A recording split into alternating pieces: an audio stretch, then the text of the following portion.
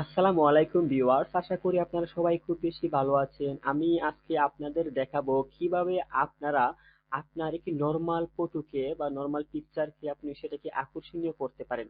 বিভিন্ন সময় আমাদের একটি প্রফেশনাল ছবির দরকার হয়, যেমন আমরা ফাইবার, আপওয়ার্ক বা বিভিন্ন সোশ্যাল মিডিয়ায় আমরা যদি চাই যে আমাদের নিজেদেরকে প্রফেশনাল ভাবে উপস্থাপন করার জন্য, তখন কিন্তু আমরা সেটা করার জন্য আমাদের নরমাল যে পিকটা বা মোবাইল দিয়ে যে পিকটা তুলি সেটা করার জন্য আমরা বিভিন্ন ডিজাইনের কাছে যাই, অথবা আমরা বিভিন্ন স্টুডিও থেকে ফটো স্টুডিও থেকে এটা একটু আকর্ষণীয় করে আনি আর কি।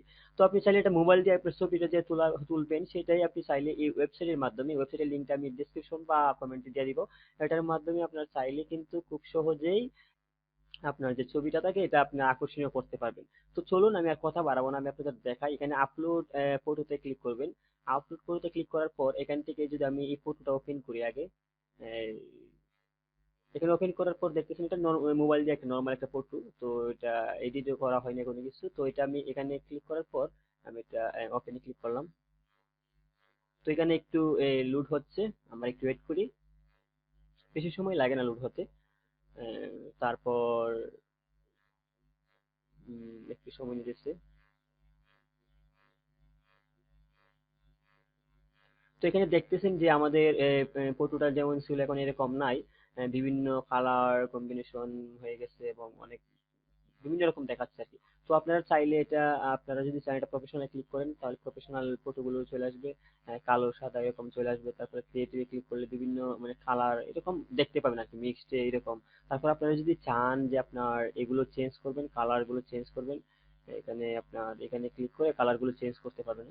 হ্যাঁ? আপনার মানে যেরকম আপনি চান এরকমই করতে পারবেন, বাট এখানে গিয়ে আপনি এডিটও হালকা এডিটও করতে পারবেন এরকম।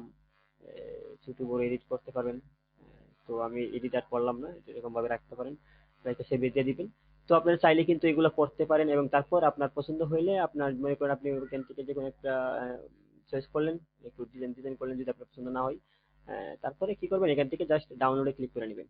ডাউনলোডে ক্লিক করার পর আপনি আপনার ছবিটা দেখুন, এই যে অনেক সুন্দর হয়ে গেছে কিন্তু, অনেক সুন্দর হয়ে গেছে।